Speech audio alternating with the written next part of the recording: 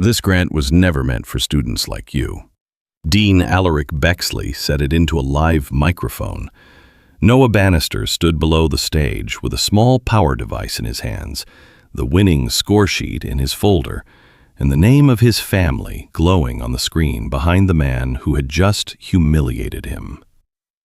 Bannister Future Energy Grant Ceremony. 300 people heard the sentence. Noah did not shout. He did not step toward the dean. He only looked at the words on the screen, then looked back at Bexley.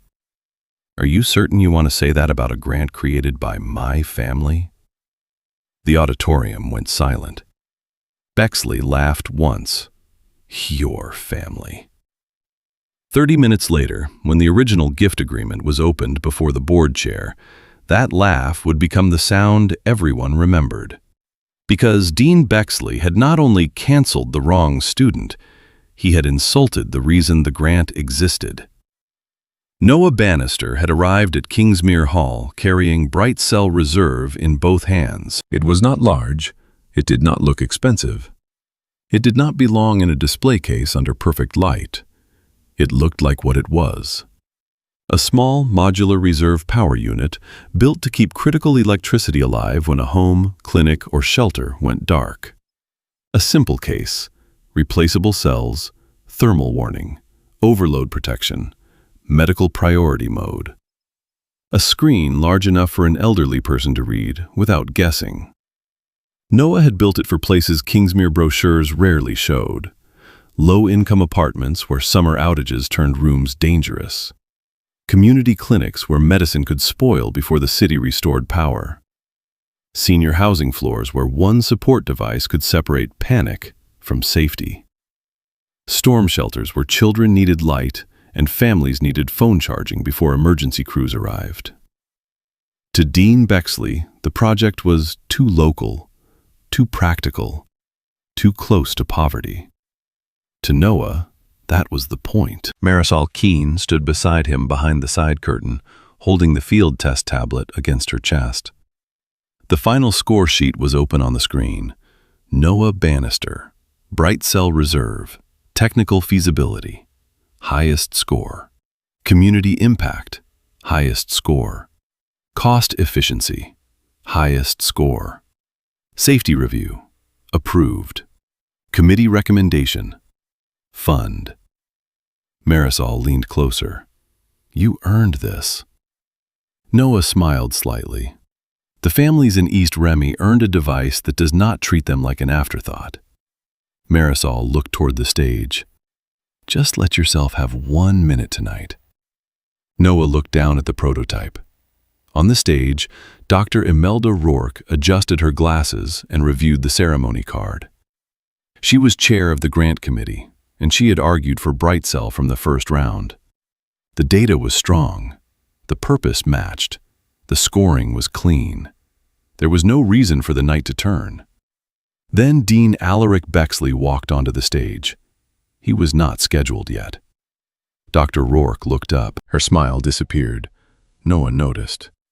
So did Marisol.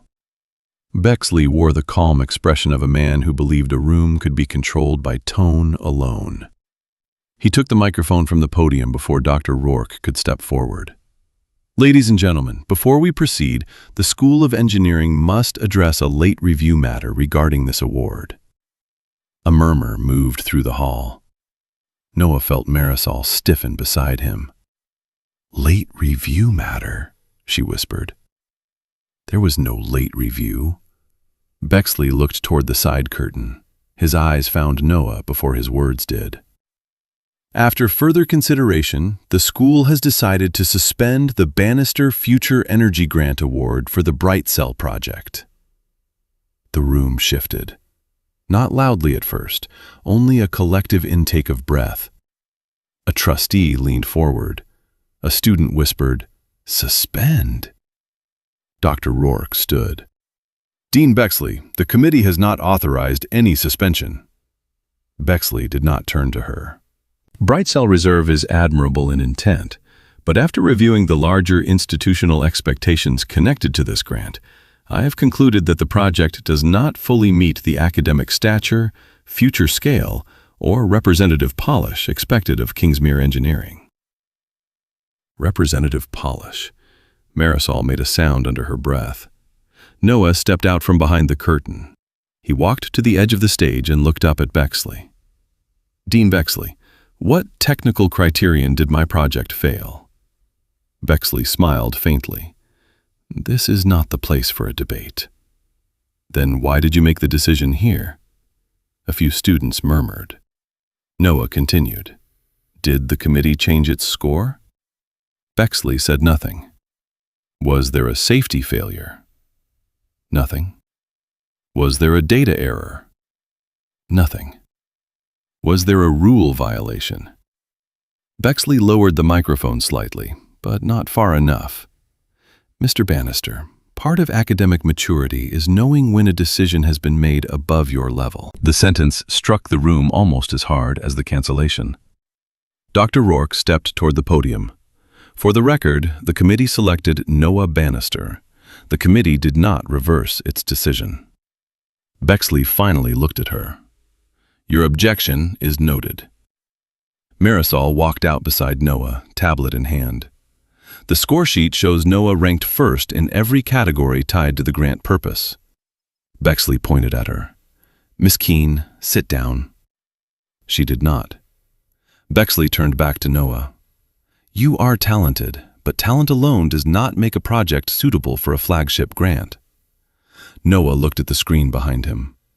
Bannister Future Energy Grant Ceremony. He looked back at Bexley. What does suitable mean? Bexley's jaw tightened. It means the project must represent the future of energy research at a level beyond a neighborhood repair tool. A neighborhood repair tool. Marisol took a step forward. That tool kept clinic medicine at safe temperature during a 4-hour outage test. Bexley ignored her. Noah's voice stayed level. You are calling emergency power for poor families too small for the future. I am saying the grant requires a broader academic vision. The committee saw one. I am the dean of the School of Engineering, and Dr. Rourke is chair of the grant committee. His eyes hardened. Mr. Bannister, you should be careful. Noah heard the old warning inside the new one. Be careful. Be grateful. Be quiet. The dean lifted the microphone again. The Bannister Future Energy Grant was established to advance excellence, not to reward every community hardship story that arrives with a prototype. A low sound moved through the audience. Some were shocked. Some were uncomfortable. Some looked away. That was how public humiliation worked. Not everyone had to agree with the cruelty. They only had to let it stand for a few seconds. Noah looked toward the back row. His grandmother, Etta Bannister, sat with both hands on a brown envelope in her lap. She was very still. Noah had seen that stillness before. It was not weakness. It was memory holding itself together. Bexley lowered his voice, but the microphone carried every word. This grant was never meant for students like you. The hall went silent. Not quiet, silent. The kind of silence that knows something has crossed a line and waits to see whether power will pretend it did not. Dr. Rourke stared at Bexley. Chairwoman Beatrice Lorne, seated in the trustee section, slowly turned her head toward the stage. Marisol said, "What did you just say?" Noah raised one hand slightly. She stopped. He looked at Bexley. "Please repeat that for the minutes." Bexley adjusted his cuff. "I said this project does not fit the institutional standard of the grant," Noah said. "That is not what you said." Bexley smiled again. "And you think minutes will save you?" "No." Noah turned and looked at the screen. "I think the original grant file will save the truth." Bexley laughed once. "The original grant file?" Noah looked at him. "Yes." Then he said the sentence that changed the temperature of the room.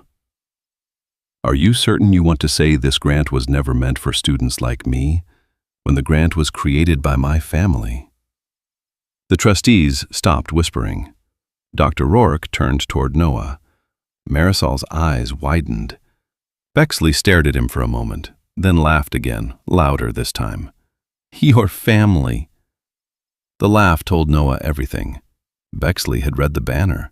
He had not read the history. He had seen Bannister as a donor name, a traditional label, a polished decoration on a program. He had never imagined that the student standing beneath it carried that same name for a reason older than the ceremony. In the back row, Etta Bannister stood. Noah turned. "Grandma." Etta stepped into the aisle. She wore a dark blue dress and sensible shoes. Her hair was silver, her posture was straight. In one hand, she carried the brown envelope. Every row watched her walk. Bexley frowned. "Madam, please return to your seat." "This is an academic ceremony." Etta kept walking. "I know what kind of ceremony this is." A security usher took one step from the side wall. Chairwoman Lorne raised her hand. "Let her approach." The usher stopped. Etta reached the front row and looked up at the stage. "Dean Bexley, you just said the Bannister Future Energy Grant was never meant for students like my grandson." Bexley's voice became polished again.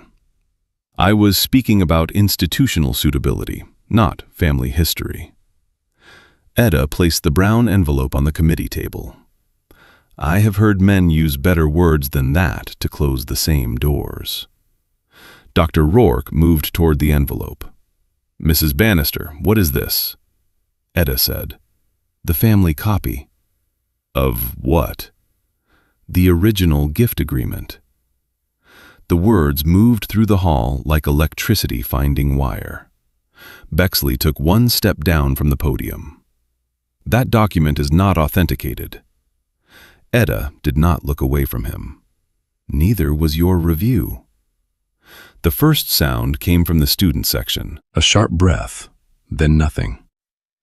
Chairwoman Lorne stood. "Dean Bexley, step away from the microphone." Bexley turned. "Chairwoman, I strongly recommend we move this matter into a private governance discussion." Noah said, "The cancellation was public." Etta said, "The insult was public." Dr. Rourke said, "The committee objection is public." Marisol added, "The score sheet is public." Chairwoman Lorne looked at Bexley. "Then the first reading will also be public." Bexley's face tightened. "Chairwoman, this is highly irregular."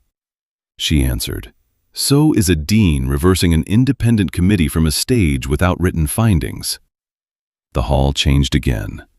Power had shifted, but not enough yet. Bexley still stood on the stage. Noah still stood below it. The original file was still closed, and the room still did not know whether the envelope would prove history or only deepen the scandal. That was why no one left. Chairwoman Lorne turned to a staff member.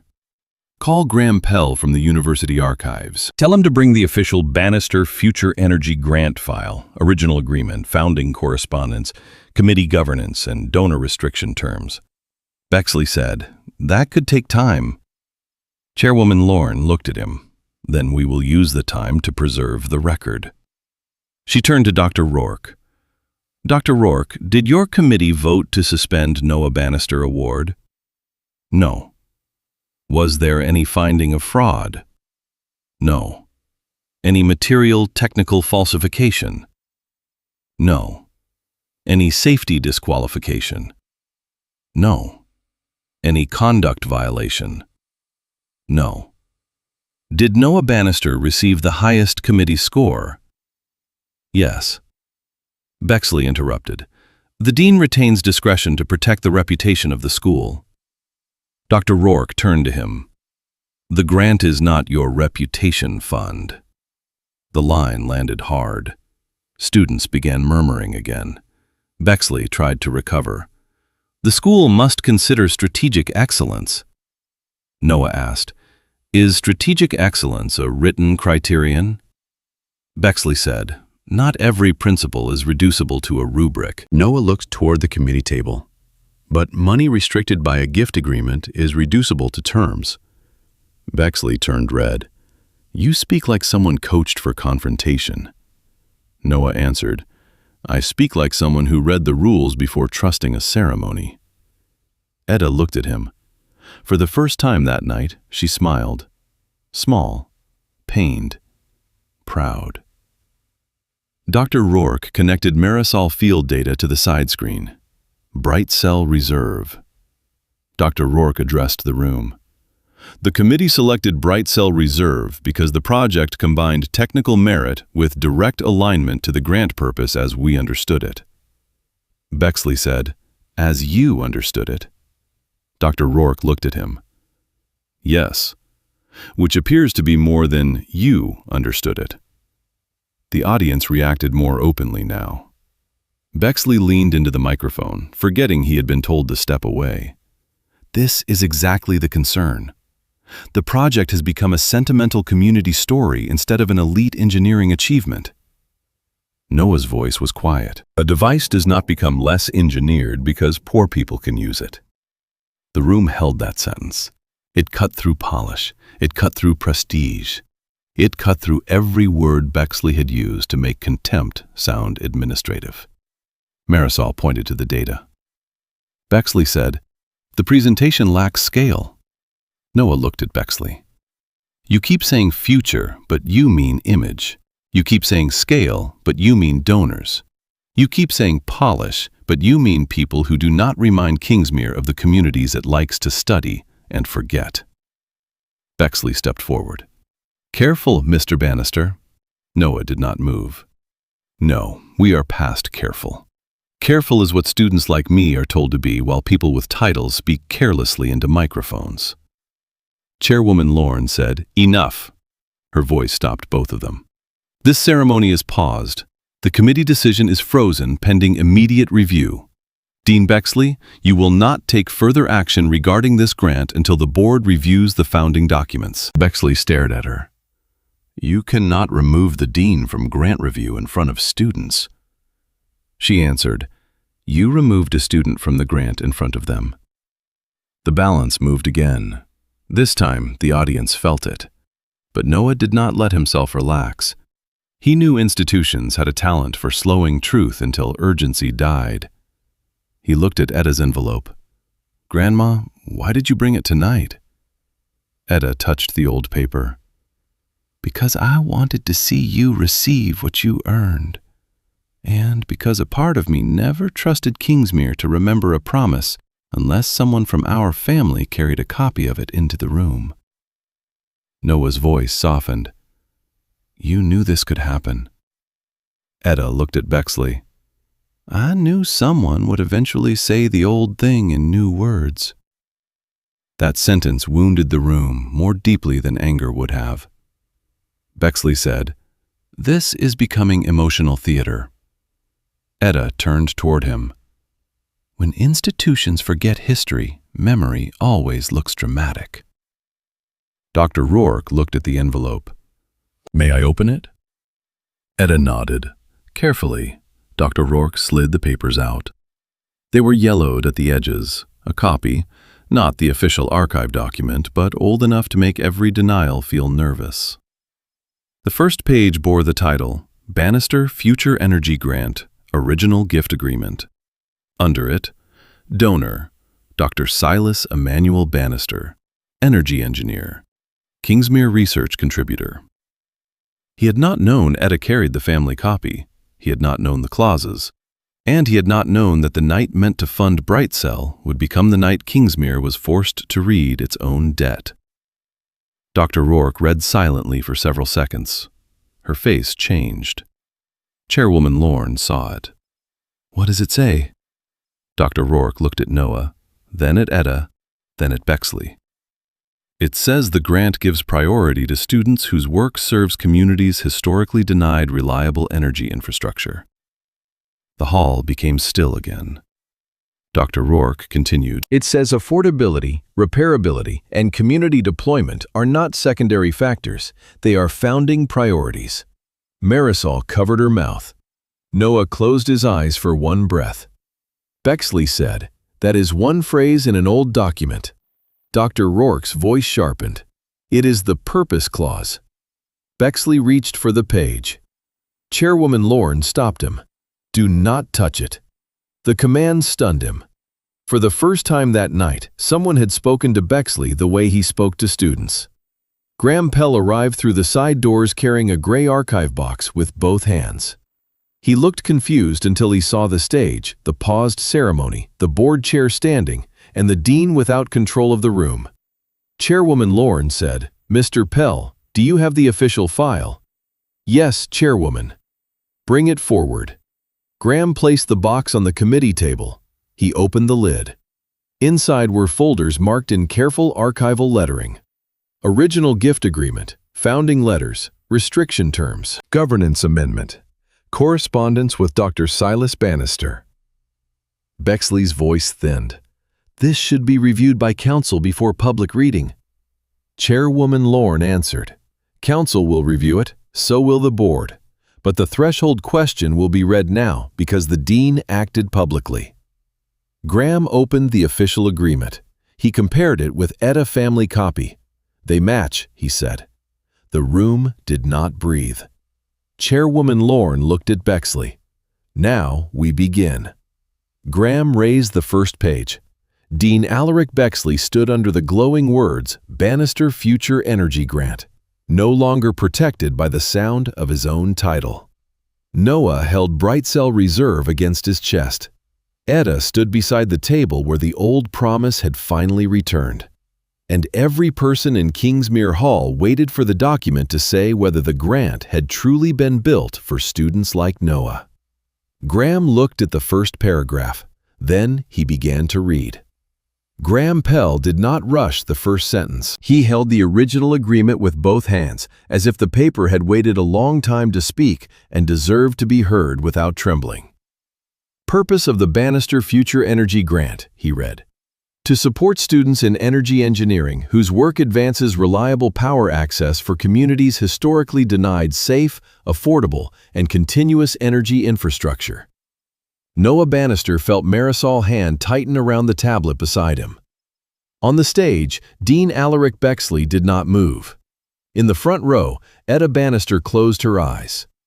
Graham continued, "Priority shall be given to research that demonstrates technical merit, practical deployment, affordability, repairability, and measurable benefit to low-income neighborhoods, rural clinics, senior housing, public shelters, and households where loss of power creates medical, safety, educational, or emergency risk."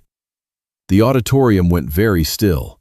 Not because the words were complicated, because they were not. They described Brightcell Reserve so clearly that even people who did not understand engineering could understand the insult that had just been exposed. Bexley spoke before the silence could harden around him. Historical language must be interpreted in modern academic context. Chairwoman Beatrice Lorne turned to him. "Modern academic context does not erase the purpose clause. I am saying the dean must evaluate scale." Dr. Imelda Rourke looked at him. Noah project scored highest on scale within the grant definition. Bexley looked at the small device in Noah's hands. "That is not scale. That is a small household box." Noah looked down at Brightcell Reserve. A small household box. He had heard worse words for it. Neighborhood gadget, poverty battery, charity hardware, little rescue toy. Every insult had missed the same point. Noah had learned the opposite at 12 years old when the power failed in his grandmother's apartment, and the only thing standing between safety and panic was a melting bag of ice. The memory did not arrive gently. It came with heat. The third-floor apartment in East Remy, the broken hallway light, the summer storm pressing against the windows, Etta Bannister sitting at the kitchen table with her medicine in a plastic cooler, while young Noah held a flashlight over the temperature strip. "How long until it gets too warm?" he had asked. Etta had looked at the cooler before answering. "Long enough if we are lucky." Noah had hated that word, lucky. He had heard it from neighbors who needed generators they could not afford, from mothers saving phone battery for emergency calls, from elders who moved closer to windows because stairwells went dark, from clinic nurses who prayed the backup system would hold through the night. That night, the outage lasted 6 hours. The refrigerator went warm. The phone signal weakened. A neighbor with a portable generator let them store the medicine in his kitchen, but only after Noah and Etta climbed 3 flights in the dark and crossed the flooded courtyard under a plastic sheet. When they came back, Etta sat down slowly and said the sentence Noah never escaped. Poor people do not only need power to keep the lights on. Sometimes they need it to live through the night. Graham's voice pulled Noah back into Kingsmere Hall. Affordability and repairability shall not be treated as lesser academic ambitions, but as core engineering requirements where the intended beneficiaries lack access to expensive maintenance systems. Marisol whispered, "That is our design brief." Noah said, "It was his first." Etta heard him. She looked at the portrait wall behind the stage, where donors and former deans hung in frames Noah had walked past for years without seeing anyone who looked like Silas Bannister. Graham turned the page. "The founding correspondence may give context." Chairwoman Lorne said, "Read it." Bexley said, "Chairwoman, I object to emotional letters being used to interpret technical policy." Etta opened her eyes. Emotional letters. Bexley realized too late that he had said it aloud. Etta stepped forward. "Dean Bexley, when a black engineer writes down why he is funding a school that refused to give him credit, that is not an emotional letter. That is evidence with a pulse." The hall held the sentence. Graham waited until Chairwoman Lorne nodded. Then he read from the letter of Dr. Silas Emmanuel Bannister. "I give this fund to Kingsmere University with full memory of the door that was closed to me here, and with full intention that the same door be forced open for students whose intelligence may arrive without social polish, family influence, or institutional comfort." Marisol looked at Noah. Noah could not look back. His throat tightened. Silas had written the words before Noah existed, before Brightcell existed, before East Remy knew his name. Still, the letter felt like a hand reaching forward. Graham continued, "Energy research must not be limited to the profitable question of how to power those already protected. It must also ask how to keep alive those who are first abandoned when systems fail." The audience did not whisper now. It listened. Bexley shifted his weight. The dean had built his career on refined language, academic fit, strategic excellence, institutional polish, future scale. But the old document was doing something his language could not do. It was naming the people he had tried to shrink. The first Brightcell sketch was not beautiful. It began as a rough notebook drawing after an outage at East Remy Senior Court, where 3 older residents sat in a lobby near one working emergency outlet. One needed a support device. One needed medicine kept cold. One needed a charged phone so her daughter would stop worrying. Noah went home angry that safety had become a premium product for people with garages, credit cards, and time. Marisol saw the early prototype in the engineering lab and told him the truth. "This is smart, but your interface is cruel." She pointed to the tiny blinking code on the display. "If my aunt has to look up what this light means during an outage, the design failed." Together, they rebuilt it. Large reading, plain power estimate, medical priority mode, heat warning, simple replacement module. No hidden service contract, no proprietary tool. Brightcell became smaller, safer, cheaper, and easier to repair. Bexley called that lack of ambition. Dr. Rourke called it engineering discipline. Graham read the next paragraph. "The grant shall value field proof, not merely presentation polish. A device proven useful in a neglected community shall not be ranked beneath a speculative device designed only to impress those already resourced." Dr. Rourke looked directly at Bexley. That sentence was why the committee weighted field testing. Bexley said, "I respect the donor history." Noah answered, "You respected the donor name. You missed the donor instruction." Bexley's face reddened. "Mr. Bannister, do not confuse coincidence of surname with authority." Etta laughed once. Noah turned to her, surprised. she said. "He still thinks the name is the strongest part." The room listened. Etta stepped beside Noah. "Silas did not create this grant so our family could win every time a banister applied. He created it so a student without a famous name could walk into this room with work for poor communities and not be told that helping them was too small to be excellent." Noah looked at Bexley. "That is why I did not mention my family in my application." Dr. Rourke turned. "You did not?" "No." Marisol said he refused. Bexley seized on it, so the committee did not know the family connection. Noah answered, "Correct." "Then this public appeal to family history is irrelevant to your score." Noah nodded. "Exactly." That answer confused Bexley. Noah continued. "The family history proves the purpose of the grant. The committee score proves my project met it. I should not need the first to defend the second, but you made both necessary when you tried to replace criteria with preference." Chairwoman Lorne wrote that down. Bexley had no immediate answer. That was when Marisol moved. She connected her tablet to the side display again and opened the field files. "If the dean wants scale, show the field." Chairwoman Lorne nodded. "Proceed." The first image appeared. East Remy Community Clinic. Small building. Medication refrigerator. Bright cell reserve beside a nurse station. Marisol spoke clearly. Field test 1. Community clinic refrigeration support. Simulated outage. Duration, 4 hours. Medication temperature maintained in safe range. Staff required less than 6 minutes of training. The next image. Senior housing recreation room. 3 units connected to lighting, phone charging, and 1 support device training rig. Field test 2. Senior housing emergency drill.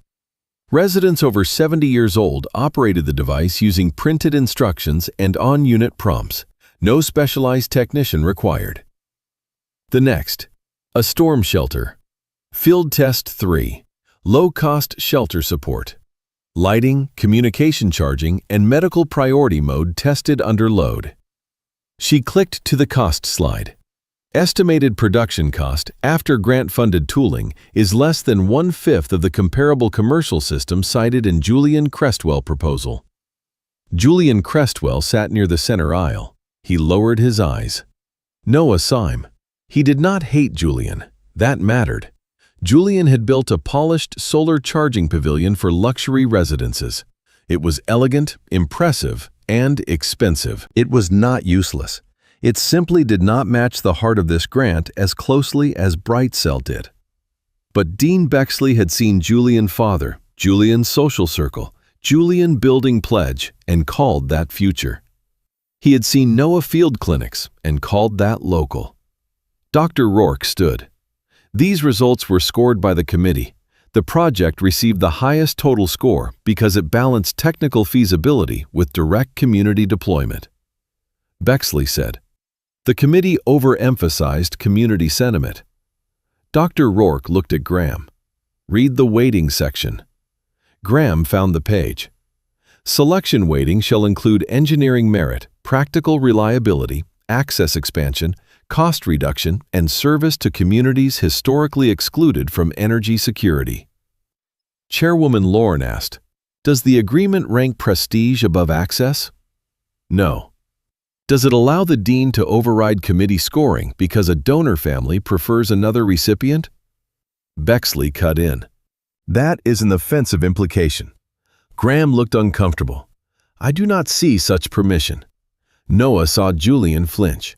Bexley saw it too and changed direction. The school had broad concern about Mr. Bannister project before tonight. Dr. Rourke frowned. "What broad concern?" Bexley said, "I met with him earlier." Noah looked up. "Yes, you did." Marisol whispered, "You never told me exactly what happened." Noah had not wanted the meeting to infect the ceremony before it began. Now the ceremony had already become evidence. Chairwoman Lorne asked, "What occurred in that meeting?" Bexley answered first. "I raised appropriate questions about maturity, scalability, and institutional representation." Noah said, "You raised no technical failure." because not every concern is technical. Noah turned to the board chair. May I state the questions I asked him? Proceed. Noah faced the room. I asked whether there was a data error. He did not answer. I asked whether there was a safety failure. He did not answer. I asked whether the committee changed its score. He did not answer. I asked whether I violated any rule. He did not answer. Bexley said, "That is a selective account." Noah continued. Then he said, "Not every grant with the word community is meant for every poverty story." The sentence caused a sharper reaction than Noah expected, because it sounded like the sentence on stage before the mask fully fell. Eda's face hardened. Dr. Rourke wrote something down. Chairwoman Lorne looked at Bexley. "Did you say that?" Bexley said, "I may have said the project narrative relied too much on poverty context." Marisol snapped, "It relies on power outage data." Bexley looked at her. "Miss Keene, you are not the applicant." She answered, "I am the field test lead." Noah almost smiled. Marisol did not need his permission to stand inside the work. Chairwoman Lorne said, "She may speak on field data." Marisol turned toward the trustees. In East Remy, during last summer outage, a clinic lost vaccine inventory because backup power failed after 2 hours. In senior housing, residents gathered near hallway outlets because individual rooms had no safe backup. In the shelter test, families needed light, charging, and medicine cooling more than they needed a perfect research poster. Brightcell is not smaller engineering because it is used by poor people. It is harder engineering because it has to be safe, cheap, repairable, and understandable under stress. The words hit the hall with clean force. Noah whispered, "Thank you." Marisol whispered back, "I am not finished." She opened a final slide. Committee Review Summary. All independent reviewers recommended funding. No serious technical defect. No misconduct. No safety disqualification. No basis for emergency suspension. Dr. Rourke said, "That is why I objected." Bexley looked trapped now, but still not defeated. Trapped people with authority often reached for process. This cannot be adjudicated from a stage. Chairwoman Lorne answered, "You chose the stage." He turned to the trustees. "I was protecting the long-term image of Kingsmere Engineering." Noah said, "From a power unit that keeps medicine cold." Bexley replied, "From narrowing the future of energy to social service." The words escaped too cleanly. Noah looked at him for a long moment. "There it is." Bexley frowned. "What? You think serving people is beneath research?" "I did not say that." "You said it more carefully than the first sentence, but you said it." Chairwoman Lorne turned to Graham. "Continue the founding letter." Graham turned another page.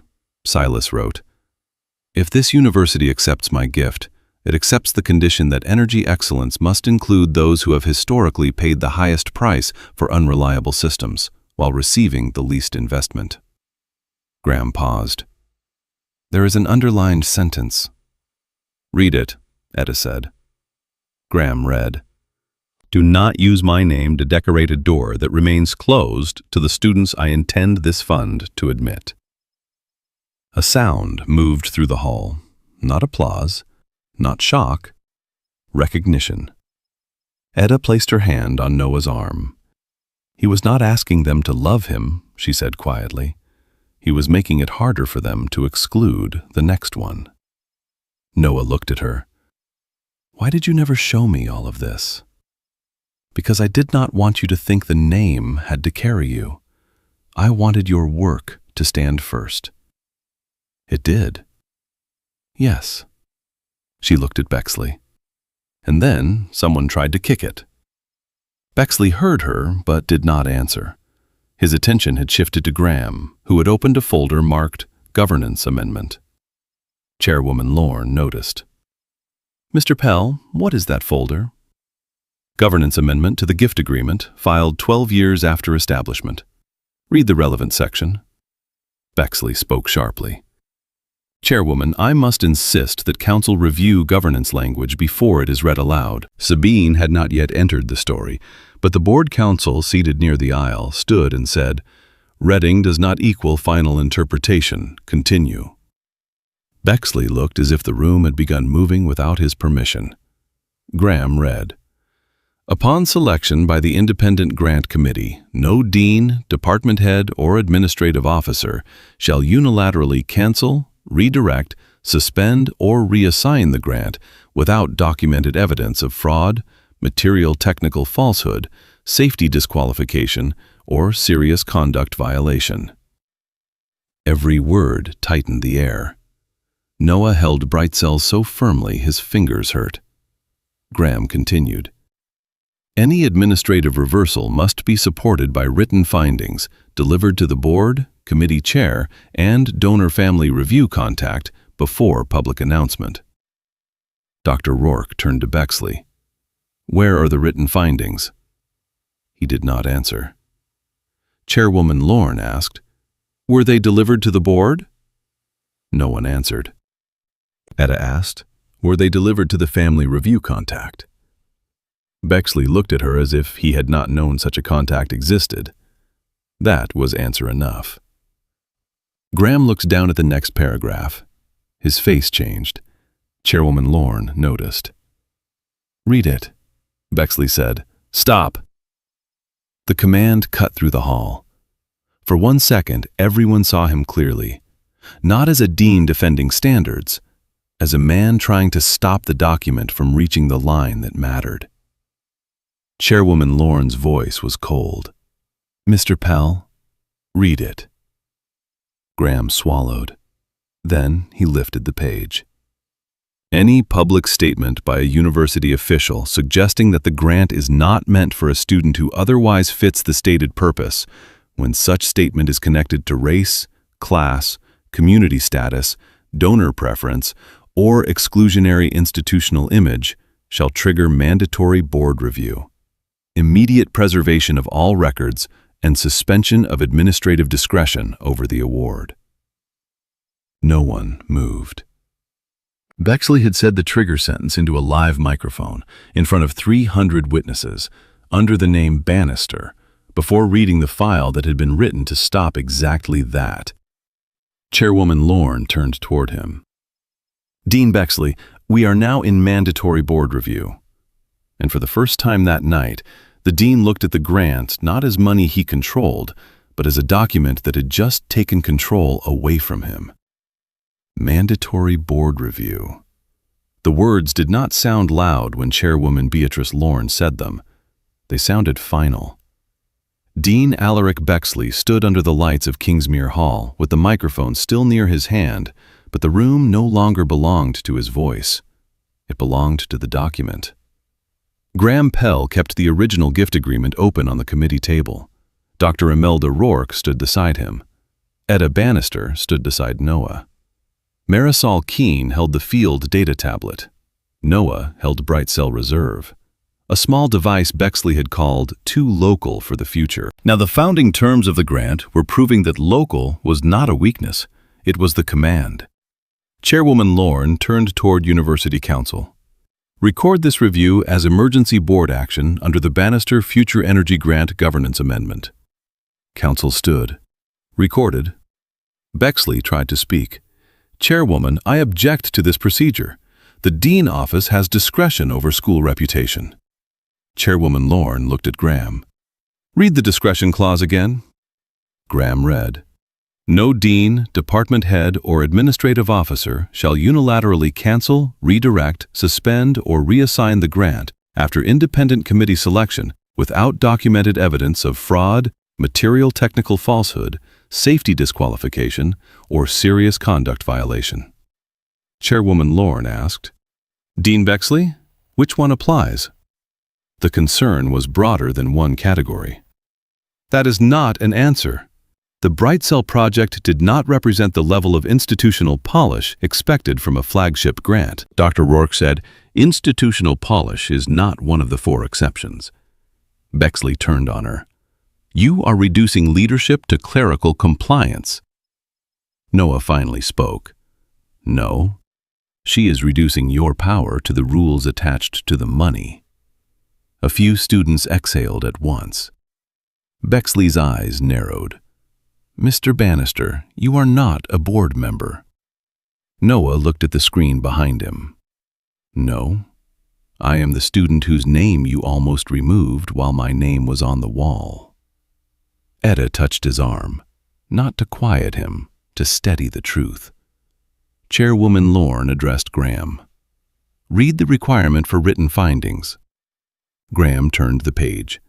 "Any administrative reversal must be supported by written findings specifying the qualifying basis. Such findings must be delivered to the board chair, independent grant committee chair, and donor family review contact before public announcement." Chairwoman Lorne looked at Bexley. "Where are the written findings?" The matter was still developing. "Where are the written findings?" There were review notes. That is not what I asked. "There are concerns about strategic representation." Chairwoman Lorne turned to Dr. Rourke. "Did the committee receive written findings?" "No." "Did you receive notice before tonight?" "No." She turned to Etta. "Are you the donor family review contact?" Etta said, "I am the current family contact, yes." "Did you receive notice?" "No." Graham checked the file. "The donor family contact is listed as Etta Mae Bannister." Bexley said, "I did not know that." Etta looked at him. "You keep using that as if not reading the file makes you less responsible." The line struck the room with the force of plain sense. Chairwoman Lorne said, "The board recognizes 5 procedural violations. No written findings, no notice to Dr. Rourke, no notice to the board, no notice to the donor family contact, no qualifying basis named." Bexley said, "Even if notice was incomplete, the dean office acted to protect academic standards." Dr. Rourke opened the committee file. Then we will read the standards that were actually applied. She handed a score sheet to Graham. Graham read from the committee summary. Applicant, Noah Bannister. Project, Bright Cell Reserve. Technical feasibility, 96. Safety design, 94. Cost efficiency, 98. Repairability, 97. Community deployment evidence, 99. Scalability for low resource settings, 95. Overall committee rank, 1st. Marisol closed her eyes, not because the numbers were new, because the numbers had been forced to defend dignity in public. Graham continued. No unresolved technical defects, no misconduct concerns, no safety disqualification, no evidence of data falsification. Chairwoman Lorne turned to Bexley. "Where is the deficiency?" "Numbers cannot capture institutional aspiration." Noah answered. "They captured the grant criteria." Bexley snapped. "The world of engineering is larger than emergency batteries in poor neighborhoods." Noah took one breath. "So is the world of medicine larger than clinics. That does not make clinics unworthy of care." A murmur moved through the audience. Bexley realized, too late, that his contempt had stepped into view again. He changed direction. The committee may have been overly influenced by emotional field testimony. Marisol lifted her tablet.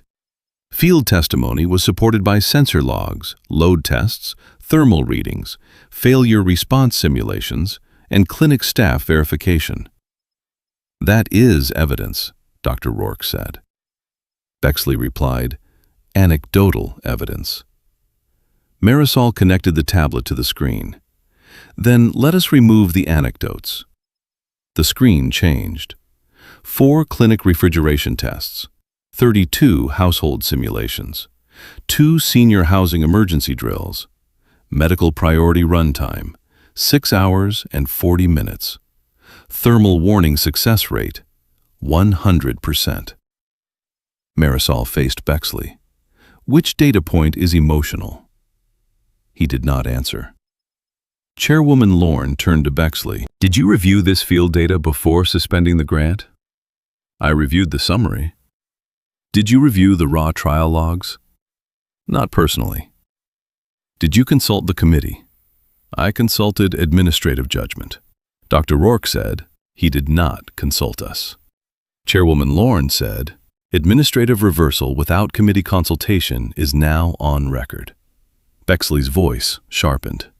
This language assumes guilt. No, this language records sequence. He looked at Noah. And Mr. Bannister is directing the sequence. Chairwoman Lorne stood taller. Mr. Bannister is not chairing this review. I am. Bexley's mouth closed. The correction mattered. Noah did not need to appear as the one controlling the room. The record had to control the room. Chairwoman Lorne turned back to Graham. Read the donor restriction concerning redirection of funds. Graham found the section.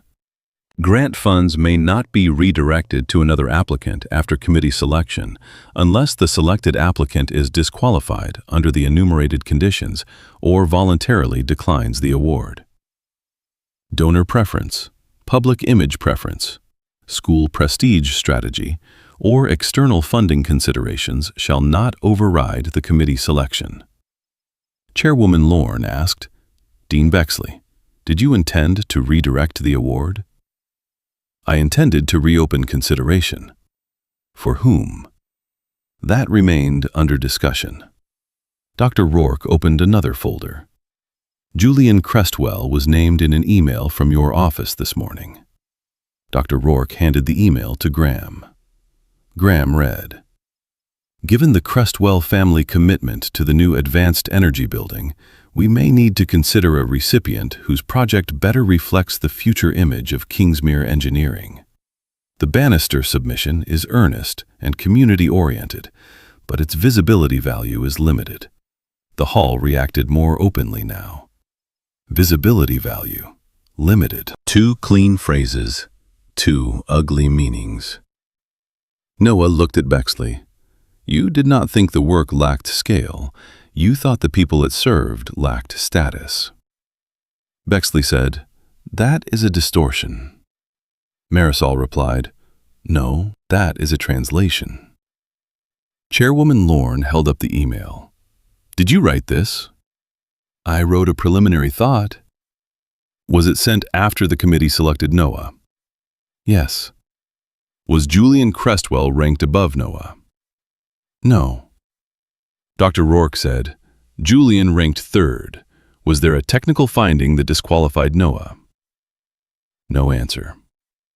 Chairwoman Lorne asked again, Was there any technical finding? No. Graham made another note. Potential violation of redirection restrictions, potential donor influence concern, potential misuse of prestige criteria not found in the gift agreement. Bexley said, You are building a scandal out of interpretation. Etta stepped forward. No, you built a scandal out of one sentence. She looked at the dean without blinking. You could have read the file. You could have asked the committee. You could have looked at the data. You could have called me. Instead, you stood under my family name and told my grandson the grant was not meant for students like him. Her voice did not shake. Do not blame interpretation for the fact that the record understood you too clearly. No one spoke for several seconds. Julian raised his hand again. My father donated to the new building. I knew Dean Bexley liked my project. I did not know he was going to suspend Noah Grant. If my family name was used to pressure this process, I want that investigated. I do not want a grant that I did not earn. Not all privilege had to become villainy. Sometimes the real test was whether the person benefiting from unfairness stepped away once he saw it. Chairwoman Lorne said, Thank you, Mr. Crestwell. Noah looked at Julian. Thank you. Dr. Rourke held up the score sheet again. Let us return to numbers. First, Noah Bannister, Bright Cell Reserve. Second, Priya Menon, Grid Share for Rural Schools. Third, Julian Crestwell, Solar Pavilion for Luxury Residences. Dr. Rourke looked at the board. The top 2 projects both served low-resource communities. Both were placed under review by the Dean office after the Crestwell family building announcement. Chairwoman Lorne turned sharply. Both. Dr. Rourke nodded. I was told to reconsider the top 3. Bexley said, because the committee needed a broader flagship vision. Graham searched the file. There is no flagship vision criterion in the gift agreement. Marisol almost smiled. The archivist had become more dangerous than anyone expected. Chairwoman Lorne asked Dr. Rourke, "Did you object in writing?" "Yes." "Produce it." Dr. Rourke handed Graham another email. Graham read, Dean Bexley, the committee selected Noah Bannister according to the grant criteria. Changing the result without disqualification would violate committee process and donor intent. I strongly advise against public suspension or reassignment. Date: this morning. Time: 9:17. Chairwoman Lorne looked at Bexley. You received this warning before the ceremony? He did not answer. Again. Did you receive it? Yes. And you proceeded? I believed leadership required action. Noah said, leadership without authority is just force in a nicer room. The students in the back reacted again. Chairwoman Lorne allowed it this time, not applause, just the living sound of a room recognizing the sentence. University Council approached the table.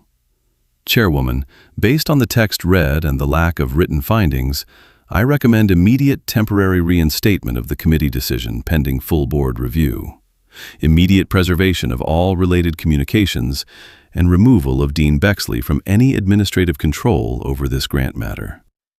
Bexley turned. That is premature. Council said, it is protective.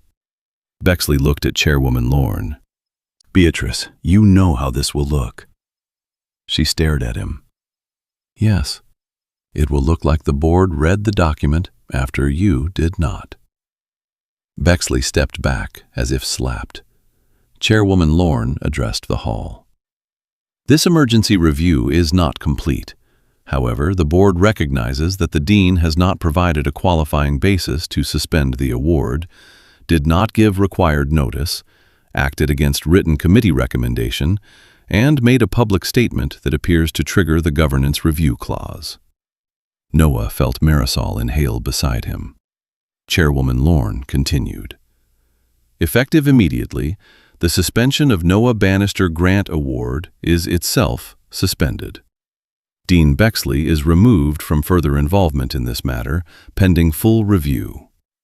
Dr. Imelda Rourke, committee recommendation, is restored as the operative record unless and until the board finds lawful reason otherwise.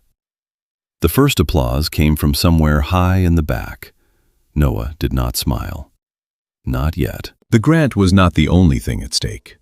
Bexley lifted his hands slightly.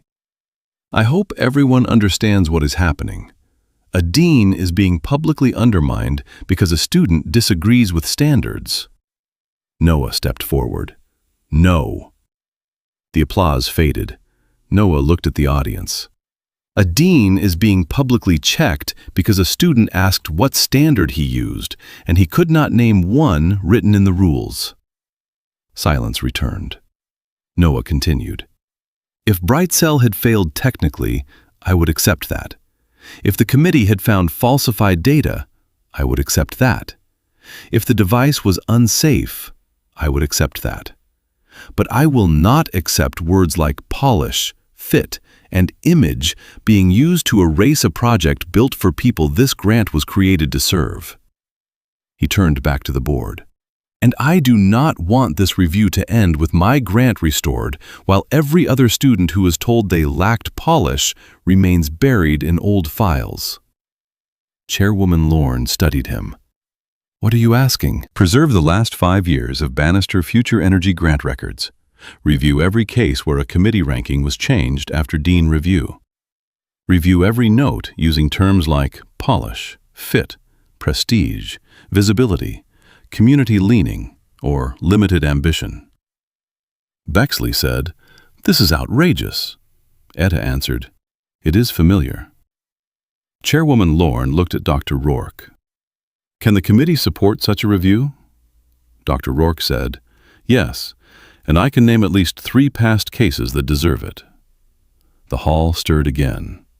Noah felt the scale of the story change. It had begun with one sentence. Now it was reaching backward. Students who were not in the room. Projects that might have helped people if prestige had not stood in its way. Chairwoman Lorne looked at Graham. "Can archives locate 5 years of review files?" "Yes." "How quickly?" "If the digital repository is complete, tonight, for the last 3 years. Older files by tomorrow morning." Bexley said, "This is a fishing expedition." Noah turned to him. You keep mistaking records for threats. Chairwoman Lorne said, "The board orders preservation of 5 years of Bannister Future Energy grant records effective immediately." Phones moved, laptops opened, staff hurried out through the side doors. A ceremony had become an audit. Bexley looked at the audience and changed his face.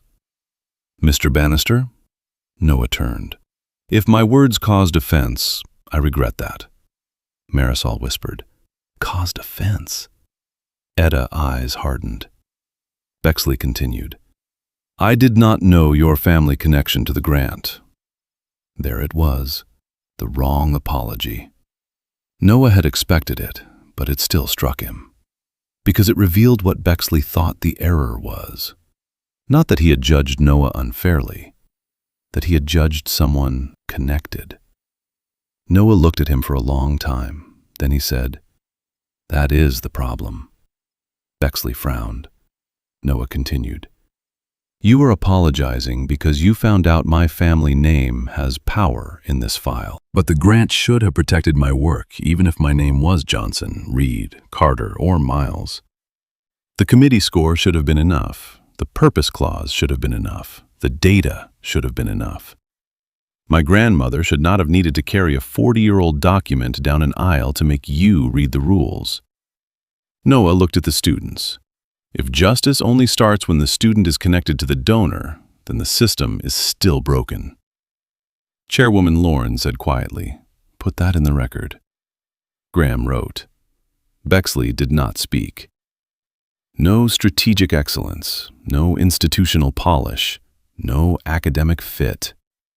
The file had taken those words apart and left him standing with what they had hidden.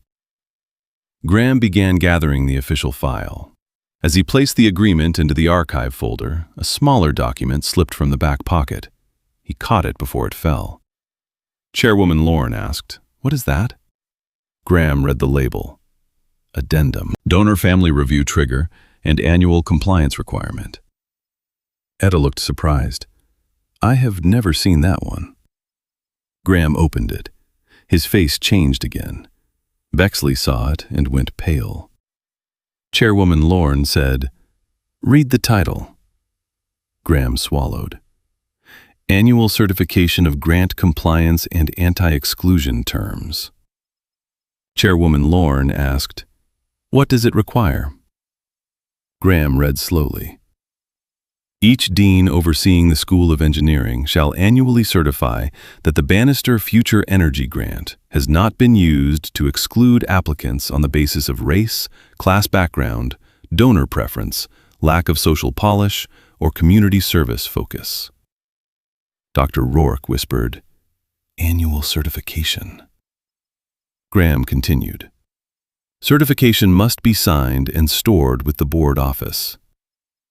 Chairwoman Lorne turned to Bexley. "Have you signed this certification?" Bexley did not answer. She looked at University Council. "Find the certifications." Council made another call. 2 minutes passed. Council looked up. "Chairwoman?"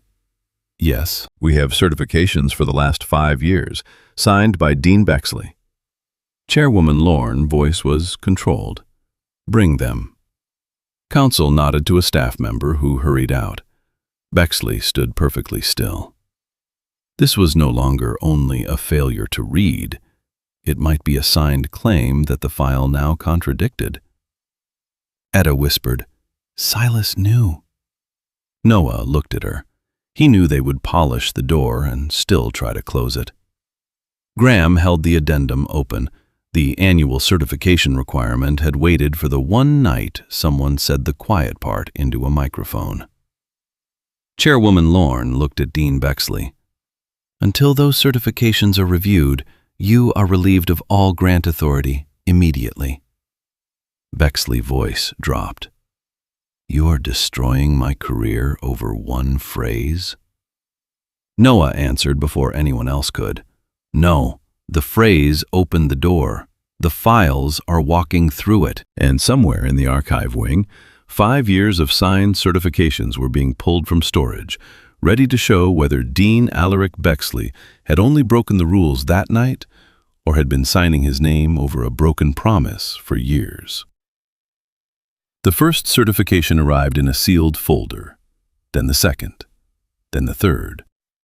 By the time Graham Pell returned with 5 years of records, Dean Alaric Bexley was no longer standing at the center of a ceremony. He was standing at the edge of an investigation. The stage lights were still on. The banner still read, "Bannister Future Energy Grant Ceremony." But nobody in Kingsmere Hall believed the night was about a ceremony anymore. Chairwoman Beatrice Lorne opened the first page. Annual Certification of Grant Compliance, signed by Dean Alaric Bexley. She read silently. Then she looked up. "Dean Bexley, this certification states that under your authority, the Bannister Future Energy Grant was not used to exclude applicants because of race, class background, donor preference, lack of social polish, or community service focus." Bexley adjusted his tie. "Those are standard annual assurances." Chairwoman Lorne said, "Standard assurances become serious when the record says otherwise.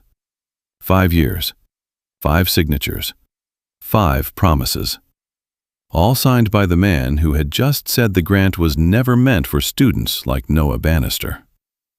Noah stood beside Etta and felt the room grow heavier. The old agreement had defended him. The certifications were about everyone before him. Dr. Imelda Rourke looked at the folders with a face that revealed what she had carried for years. Chairwoman Lorne saw it. "Dr. Rourke, did you raise concerns about prior grant decisions?" "Yes." "How many?" 3 formal objections, several informal warnings." "About what?"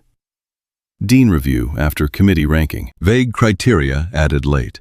Community-centered projects being marked down for visibility or polish." Bexley said, "That is an academic judgment." Dr. Rourke turned to him.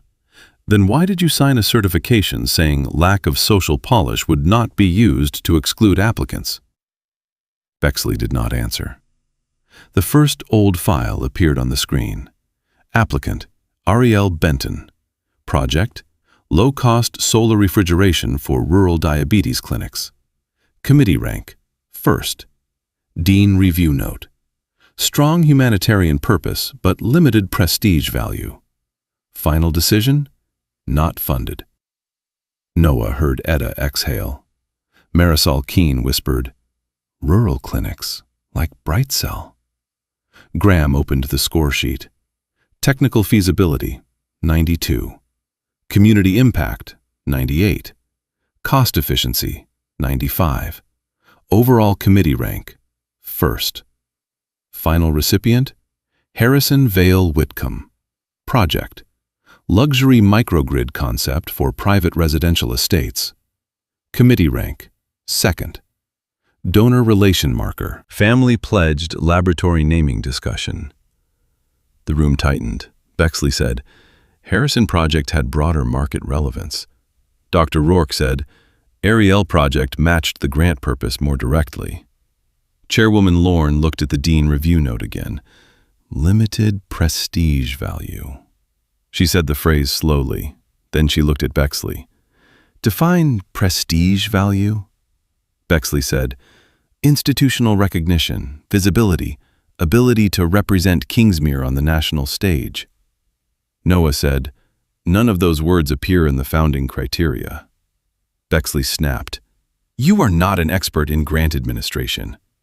Noah answered, "I am becoming one quickly because you made my eligibility depend on it." Chairwoman Lorne motioned for the next file.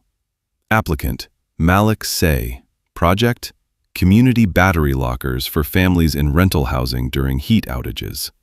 Committee rank, second. Dean review note. Lacks presentation polish. Applicant needs further refinement before flagship recognition. Final decision? Not funded. Graham opened the appendix. Additional letters requested after committee scoring. Dr. Rourke stiffened. That was one of my objections. Chairwoman Lorne asked, "Explain." Malik already submitted the required recommendation letters. After the committee ranked him high, the dean office requested 2 additional letters from senior faculty. Students with high donor profiles were not asked for additional letters. Bexley said, Malik needed stronger validation. Etta asked, "Stronger than the committee?" Bexley looked away. Chairwoman Lorne said, "Next file. Applicant, Devin Calloway. Project, emergency power cart for public housing stairwells. Committee rank, first. Dean review note. Too local, limited academic ambition, not appropriate for primary grant recognition. Final decision, moved to honorable mention. Grant recipient, Lydia Crestwell. Project, high-end solar canopy for private campus courtyards. Committee rank, third. The surname moved through the audience. Crestwell. Julian Crestwell lowered his head. This was not just about him. It was a path carved before he arrived. Bexley said, Lydia Crestwell had exceptional presentation quality. Dr. Rourke answered, "She ranked third. She represented Kingsmere well." Marisol said, "Devon Project represented people trapped in dark stairwells." The sentence silenced the room. Chairwoman Lorne turned to Graham. "Was donor influence recorded?" Graham opened the correspondence tab. "There is an email from Donor Relations. Read it." Graham read, "The Crestwell family remains eager to see projects aligned with the new energy leadership image. A visible grant recipient from that circle may support broader giving conversations." Chairwoman Lorne looked at Bexley. "Did you receive this?" "Yes." "Did it affect the decision?" "No." Noah said, "Then why did the result move in the same direction as the email?" Bexley answered, "Correlation is not proof." Noah nodded. "One case is correlation. 5 years may be a pattern." Community leaning. Limited prestige value. Lacks polish. Too local. Not ready for flagship recognition. More outreach than research. Noah realized the phrases had functioned like locked doors that did not look locked from the outside. They did not say race. They did not say poverty. They did not say donor comfort. They said fit. They said polish. They said vision.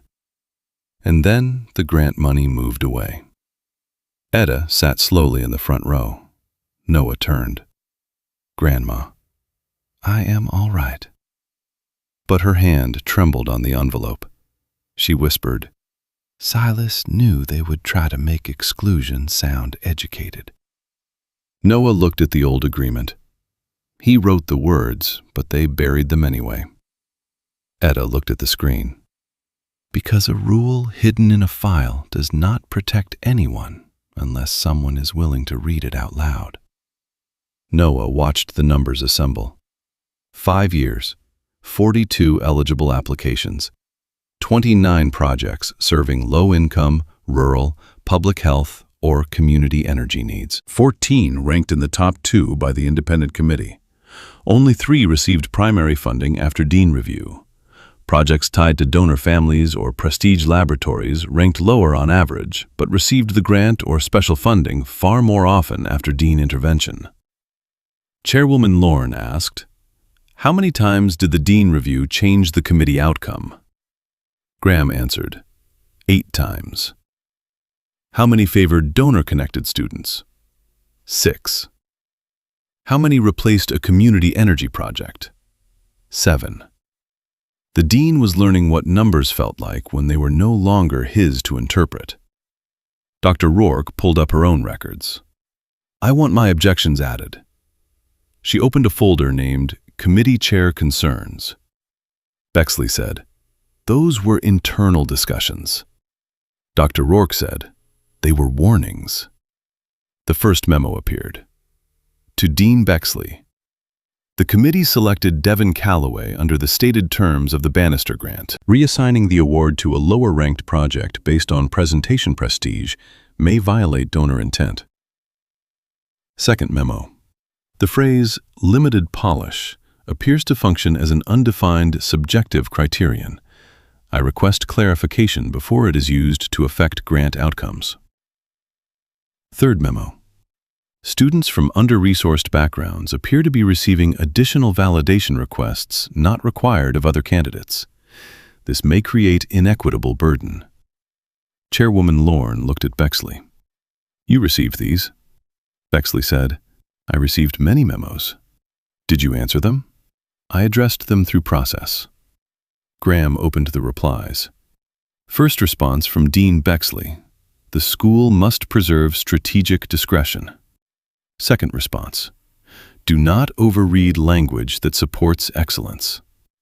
Third response.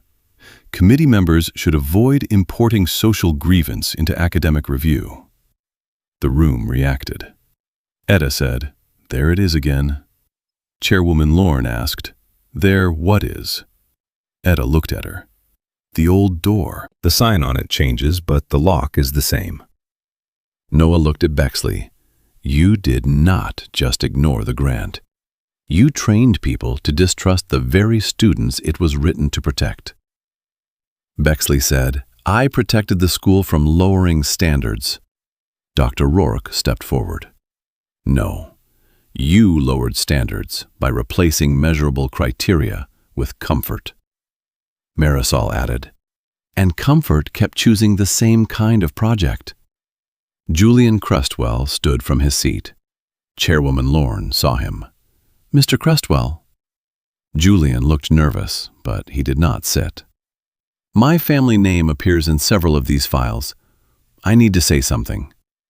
Bexley said, Julian, sit down. Julian did not. I did not know this history. I did not know my sister received the grant over a higher-ranked student. I did not know my father email was connected to this year decision. His voice shook. But I know I benefited from a room where nobody had to say the ugly part out loud. Noah watched him carefully. Julian looked at him. I do not deserve Noah Grant, and if my project gets any funding from the redirected pool, I decline it unless every higher-ranked community project is reviewed first.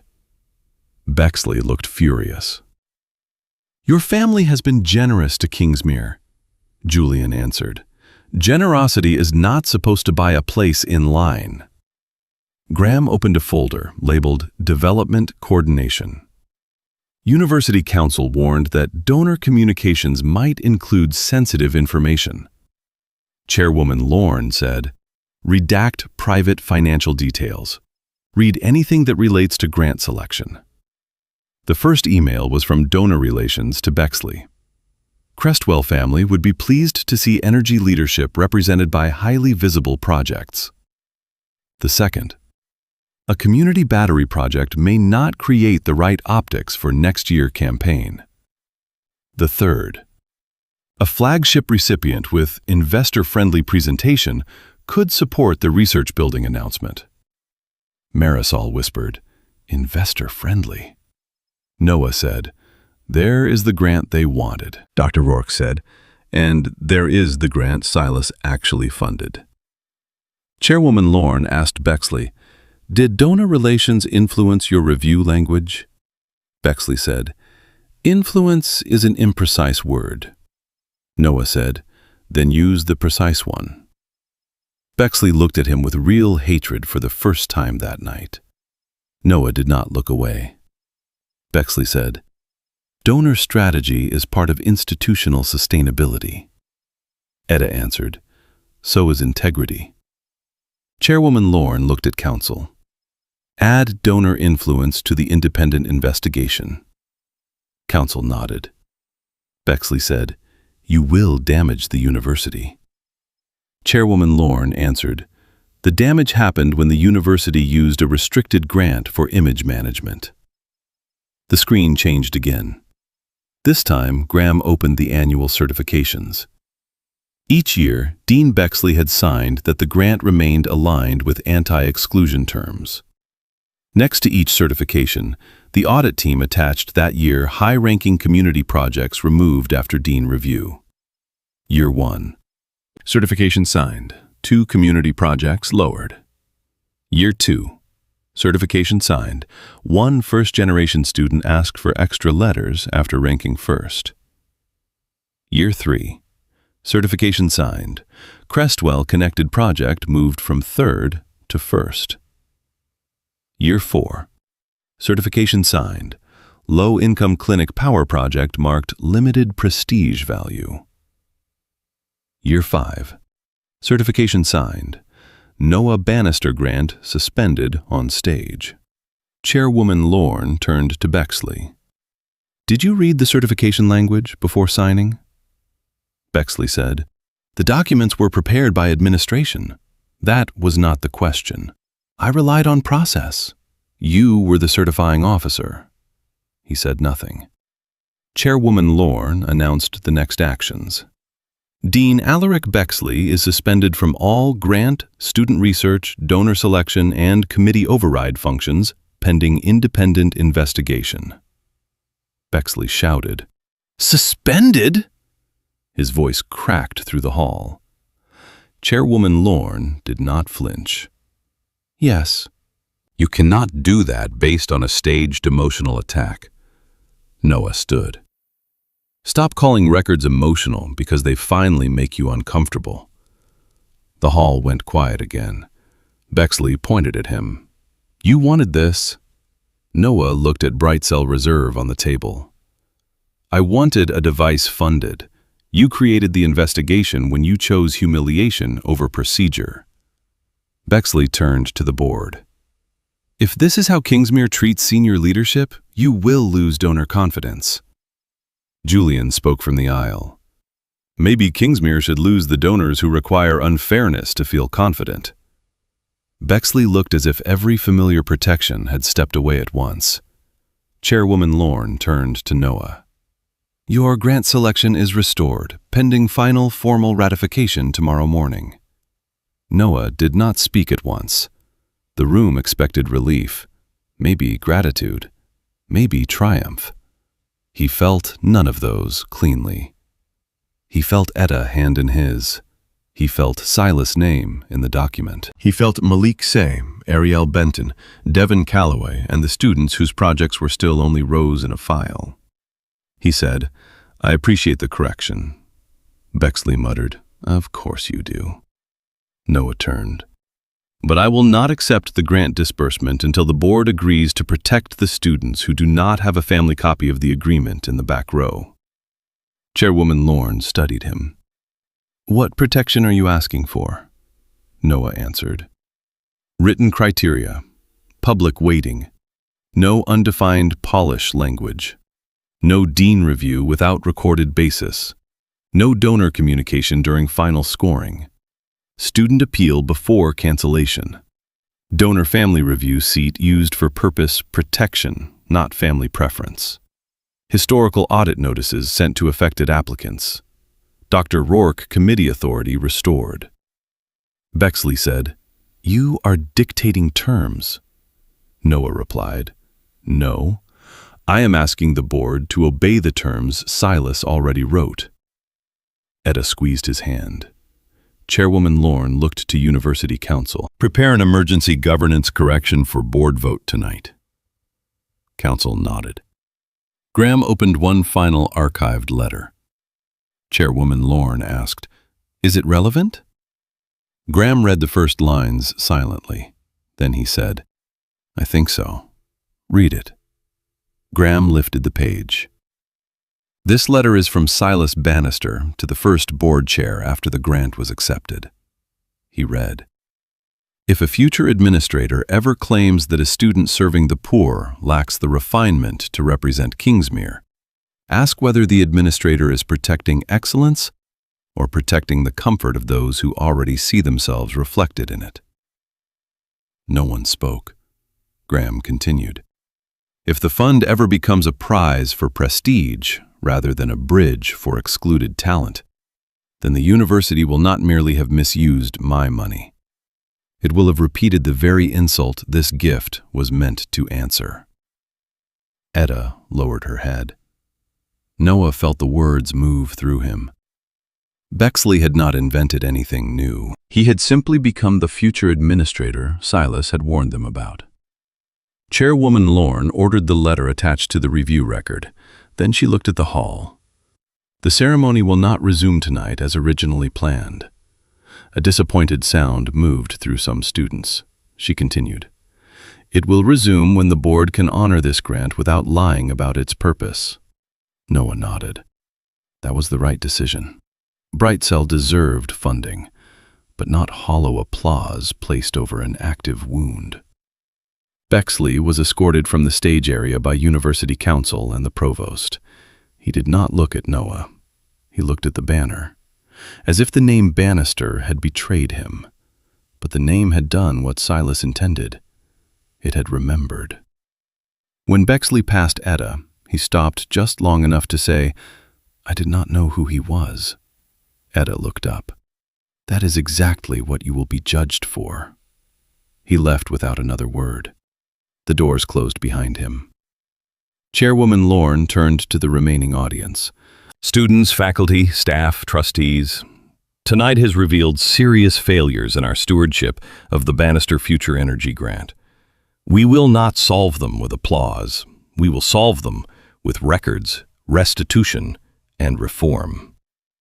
Graham began boxing the files again, but this time not to hide them, to move them into review. Dr. Rourke approached Noah. "I am sorry." Noah shook his head. "You fought. Not enough. You were ignored. That is not the same as silent." She breathed in shakily. "Then we make sure they cannot ignore the committee again."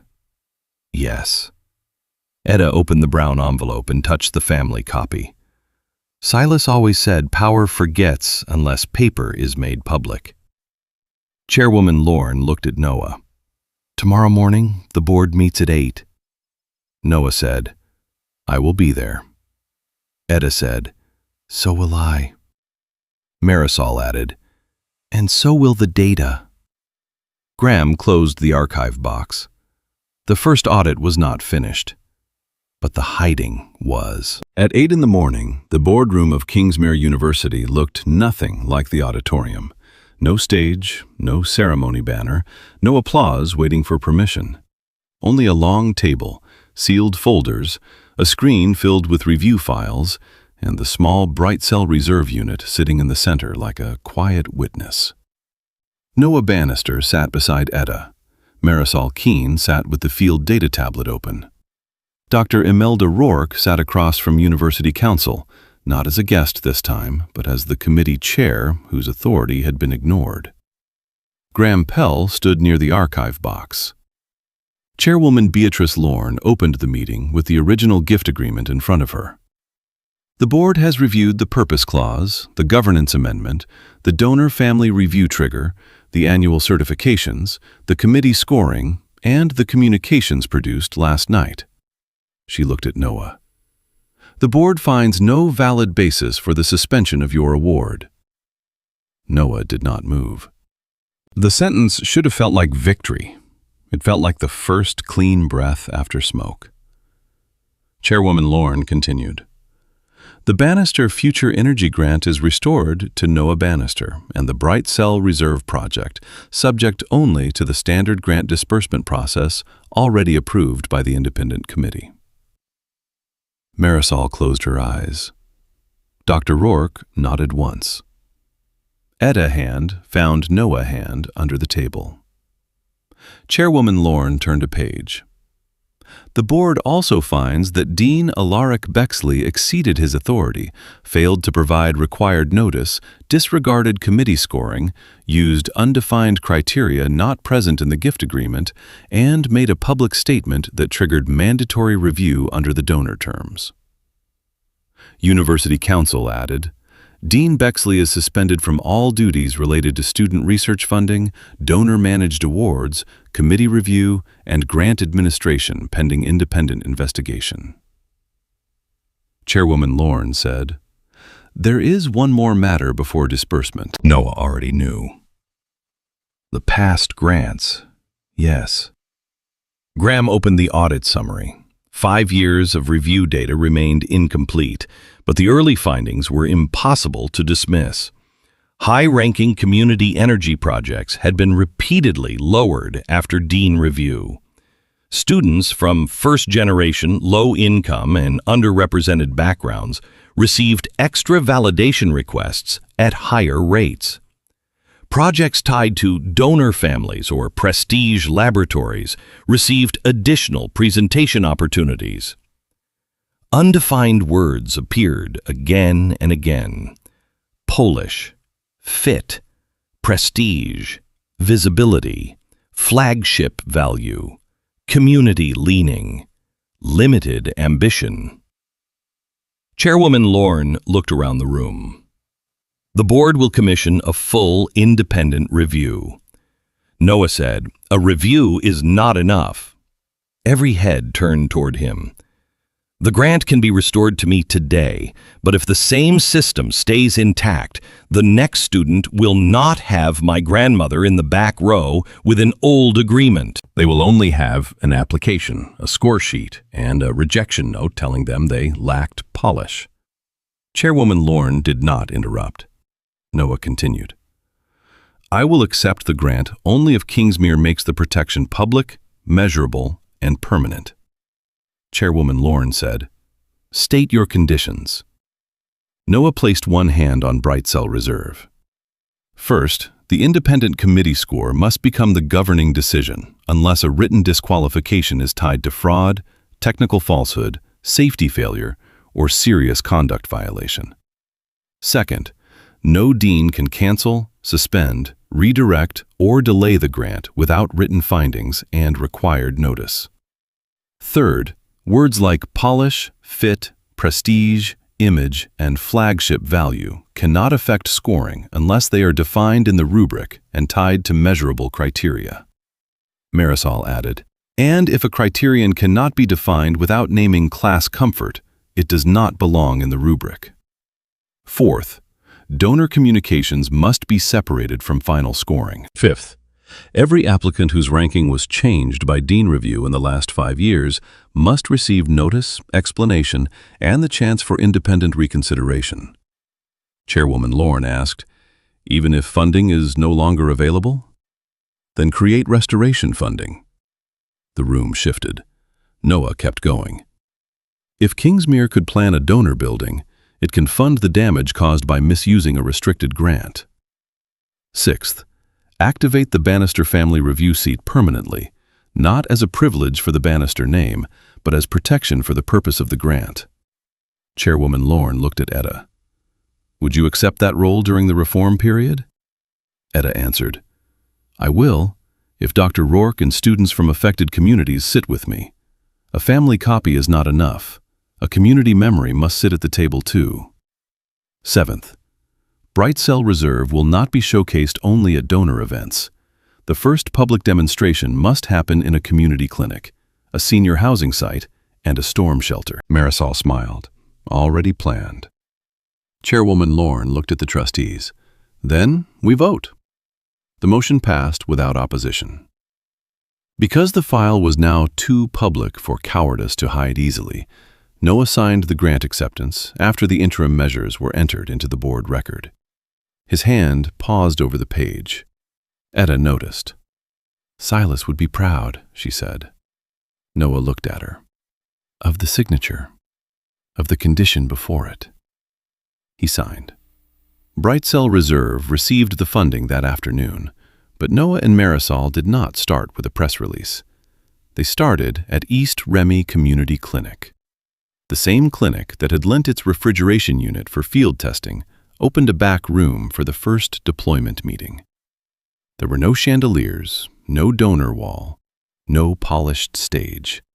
Only folding chairs, a medication refrigerator, 2 nurses, 1 building manager, and residents who knew exactly what a power outage could cost. Marisol placed the Brightcell unit on a table. Noah opened the case and showed the removable module. No special tool, no hidden service contract, no glossy promise that failed when dust reached the fan or a password locked the settings. He spoke plainly. This is not meant to replace the grid. It is meant to protect what cannot wait for the grid to come back. A nurse named Tavia Rowan asked, "How long can it keep the medicine refrigerator stable?" Under this load, 6 hours and 40 minutes in tested conditions. Longer if only cycling support is needed. And if one module fails? You replace the module, not the whole unit. An older man in the front row raised his hand. What if the screen starts flashing and I do not know what it means? Marisol stepped in. Then we failed the design.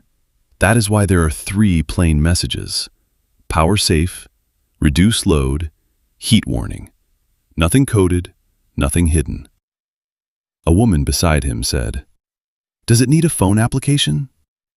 Noah shook his head. The application is optional.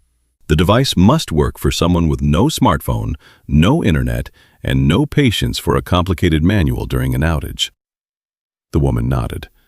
Good. That one word mattered more to Noah than any applause at Kingsmere. At the senior housing site, Etta came with him. She watched an 80-year-old woman read the screen without squinting. Power safe. Her eyes filled. Noah saw it. He walked to her side. Are you all right? Etta nodded. I am watching a sentence become a machine. He knew which sentence. Poor people do not only need power to keep the lights on, sometimes they need it to live through the night. The storm shelter test happened 2 weeks later. A summer storm cut power across 3 blocks while the demonstration was underway. For a moment, everyone froze. Then, Brightcell took the load. The emergency lights stayed on. The communication table stayed powered. A small medical refrigerator continued humming.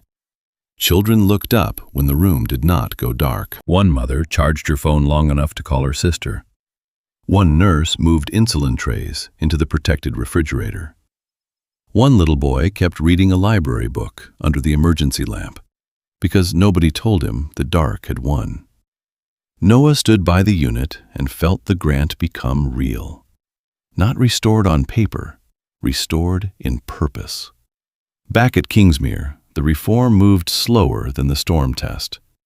Real change always had to pass through rooms where language tried to soften it. Some faculty objected that the new rules would reduce administrative flexibility. Dr. Rourke answered, "Flexibility without standards became the problem." Some donors worried that public discussion of past grant misuse would harm the university reputation. Chairwoman Lorne answered, "A reputation built on concealed unfairness is not reputation. It is staging." Graham Pell refused to let the archive disappear again. He began digitizing every restricted gift agreement tied to student funding. No more forgotten boxes. No more promises buried under old signatures. The audit letters went out to former applicants. Ariel Benton received one first. Kingsmere acknowledged that her rural clinic solar refrigeration project had ranked first before Dean Review lowered it for limited prestige value. The board invited her to resubmit for restoration funding and issued a written correction. Malik Say received one. Devin Calloway received one. Priya Menon received one. Others followed. Some replied with anger. Some did not reply at all. Some had left research. Some had taken jobs outside engineering. Some had stopped believing the word opportunity when it came from a university letterhead. Noah read the summaries and felt no easy comfort. Restitution could repair a record. It could not return every year. Still, the record mattered. A wrong, named publicly, was harder to repeat quietly. Dean Bexley resigned before the independent investigation ended. His resignation letter used familiar language. A difficult season, misunderstood judgment, commitment to excellence. The board did not allow that to become the final institutional record. The final report stated what happened. Dean Alaric Bexley violated restricted grant terms, disregarded independent committee authority, used undefined subjective criteria to override community-focused projects, failed to notify required parties, signed annual certifications inconsistent with review practices, and permitted donor image concerns to contaminate academic funding decisions. The report did not call Noah emotional. It did not call Etta dramatic. It did not call Brightcell too local. It called the harm by its working name. Systemic exclusion through subjective criteria. The Bannister Future Energy Grant rubric was rewritten with community impact at the center. Affordability, repairability, reliability, safety, field-proof, access expansion. No hidden prestige category, no undefined polish, no donor influence after scoring began. Appeals before cancellation, board notice before reversal, family review contact for purpose protection, committee independence restored. Dr. Rourke became Director of Student Energy Equity Grants. Marisol joined the community testing program as lead field coordinator while completing her degree. Graham created the Silas Bannister Digital Archive of Restricted Gift Agreements, and every grant administrator at Kingsmere had to certify that they read the purpose clause before touching funds. 1 year later, Kingsmere held the Bannister Future Energy Grant ceremony again. This time, the screen did not open with the university crest. It opened with a photograph of Dr. Silas Emmanuel Bannister, Black engineer, energy researcher, inventor, Kingsmere contributor, founder of the Bannister Future Energy Grant. Beside the photograph was one sentence from his letter. "Do not use my name to decorate a door that remains closed." Brightcell Reserve was not a prop anymore. Units were already deployed in 2 clinics, 1 senior housing building, and a storm shelter network preparing for summer outages. Marisol stood beside Noah with a new group of applicants. One was building low-cost battery diagnostics for rural schools. One was designing safe backup power for public housing elevators. One was developing heat-resilient charging stations for community cooling centers. They were nervous. Noah recognized the look. Not stage fright, the old question, "Will this room really see what I built?" Dr. Rourke stepped to the podium. No late interruption followed. No dean took the microphone. No undefined polish was waiting behind the curtain. Rourke read the grant purpose before reading any winner name. She read it slowly enough for the room to understand that this was not ceremony decoration. It was a promise. Etta sat in the front row, holding the family copy. The brown envelope was still worn at the corners, but beside it was a new printed board policy, signed and published. Old memory, new mechanism. That was the only kind of apology she trusted. Noah was invited to speak before the new recipient was announced. He walked to the podium. For one moment, he saw the older version of the room, Bexley under lights. The sentence, "This grant was never meant for students like you." The silence, the laugh. Then he saw what stood in front of him now. Students who had been told their work was too practical. Families from East Remy, nurses from the clinic, residents from senior housing, applicants whose projects did not look polished in the old way because they were busy being useful. Noah placed both hands on the podium. "My family did not create this grant so the Bannister name could win. They created it so students without powerful names could be judged by the truth of their work." He looked at the applicants. A project that serves poor people is not smaller science. It is science with fewer places to hide from reality.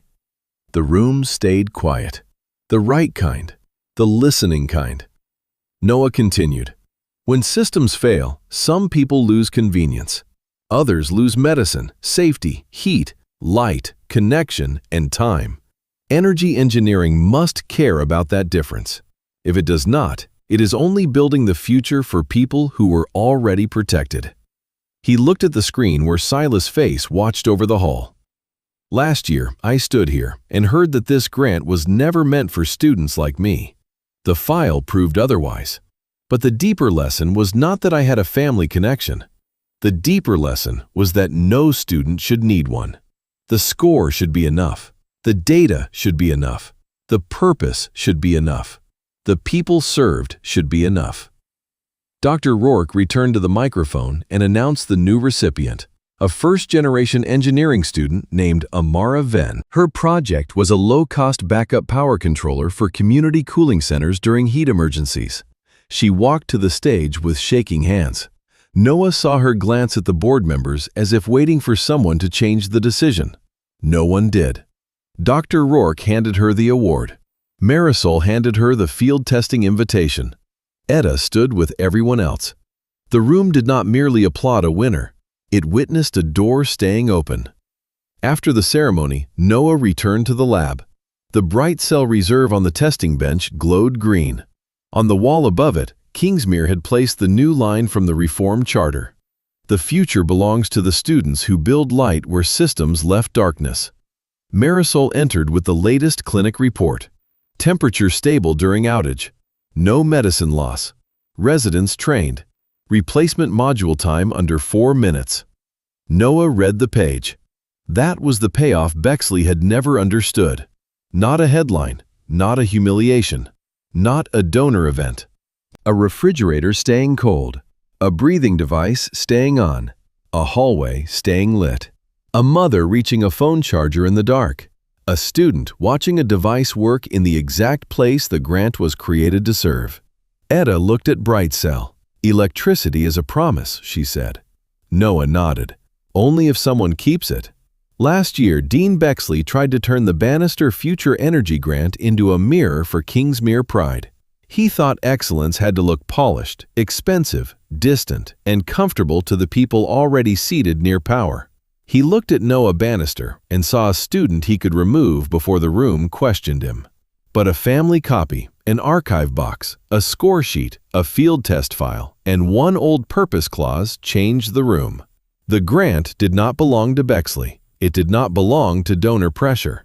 It did not belong to the language of fit, polish, prestige, or institutional image. It belonged to the promise Silas Bannister wrote after being excluded by the same university his work had helped advance. A promise that energy research must reach the people left in the dark. Noah did not need the Bannister name to deserve the grant. His work had already done that. But the Bannister name forced Kingsmere to remember what it had agreed to protect. And in the end, the greatest reversal was not that a racist dean lost control of one award. It was that the award became harder to misuse again. The next student would not need a grandmother in the back row holding history in a brown envelope. The next student would not need a hidden family connection. The next student would not need to turn humiliation into evidence before being believed. They would have written criteria, open records, independent review, a board that could not pretend the file was lost, and a grant finally returned to its first purpose, to fund the people who knew what darkness cost and who had spent their lives learning how to build light.